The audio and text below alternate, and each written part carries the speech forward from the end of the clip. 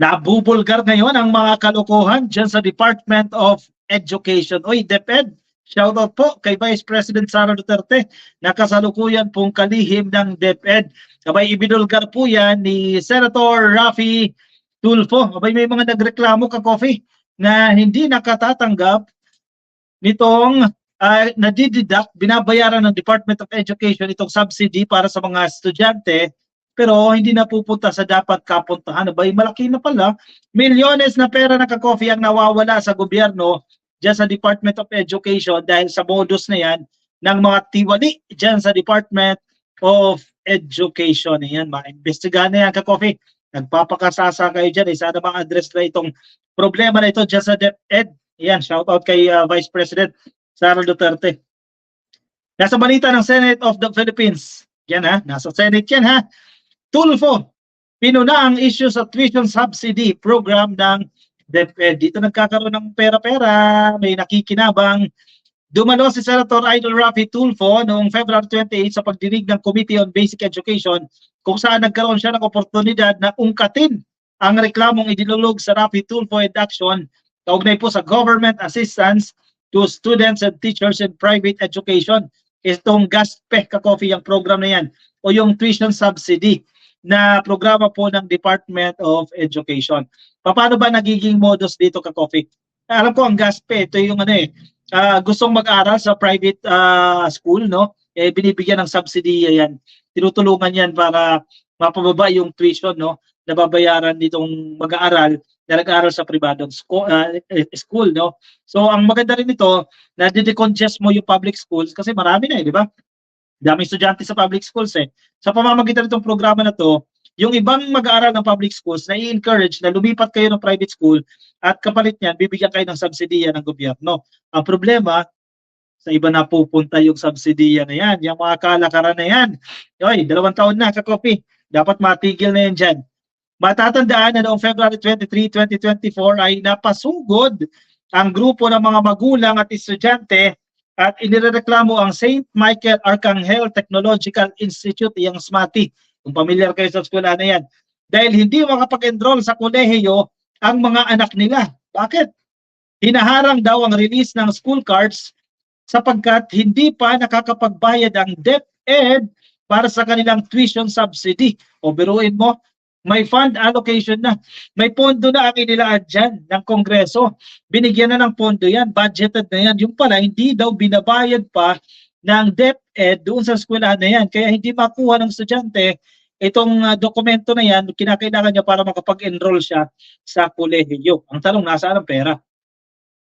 Isa sa mga requirements para makapasok sa kolehiyo ay ang pagsusumite ng nasabing card. Sa panayam ng Raffy Tulfo in Action, ito may nangako dito ka-coffee. Sige, basahin natin ito ka-coffee. Page 2. Sa panayam po ng Raffy Tulfo in Action, nangako po si Attorney Tara Rama. Ayan, kung kilala niyo yan. Itong si Attorney Tara Rama, Director 3 ng Government Assistance and Subsidies Office ng GASO ng DepEd, na siya daw po mismo ang makikipag-ugnayan sa magulang ng mga naiipit na estudyante at sa mga eskwelahang kanilang papasukan para makapag-enroll sila. Kung hindi pa nagreklamo kay Tulfo, hindi pa na-actionan ito. O baka naman, dahil sa reklamo na ito, nabulabog yung mga kalakaran dyan, may budget naman yan, ba't hindi nyo ibayad sa private school na yan? Siyempre, yung private school, negosyo rin yan May cost din yan kinakailangan din nila yan para sa kanilang operations, yung pera na yan di ba? Paano nila masisingil yan? Siyempre, i-hold nila itong mga papeles sa mga bata. Yung mga bata ang nagsasuffer nito. Imbis na makapag-enroll, di makapag-enroll. Kasi may pondo naman, bakit hindi binabayad? Talaga naman, oo. Parang PhilHealth ang style nito Kaya pinasalamatan ni Senator Idol si Attorney Rama sa nasabing pagdinig sapagkat tinupad niya ang ipinangako sa kanila. Pero hindi dapat Dapat wag na tayo dumating sa puntong yan dahil karapatan ng mga eskwelahan yan Karapatan ng mga bata yan. Sa naganap po na hearing ay nalaman ng komite na mayroong 12,675 po na ghost beneficiaries. Ghost beneficiaries ito 12,675. Ibig sabihin, on papers may pangalan pero sa totoong buhay hindi nag-e-exist. Mga ghost beneficiaries ito. Mga Juan de la Cruz ang pangalan. binabayaran ng gobyerno pero sa totoong buhay hindi nag-e-exist yan. So may mga nakikinabang dyan, may mga kumikita na hindi dapat nakakatanggap ng pera mula sa DepEd ha, dapat pag-igihin ito. At umabot sa 300 million, grabe ha, laki na ng nawawala ha. 300 million ang nawala sa gobyerno dahil dito at kasalukuyan ay humihingi ng refund ang DepEd sa mga tinatawag na ghost students. Agad namang pinalagan ni Senator Idol ang depensa ng DepEd na maaaring clerical error.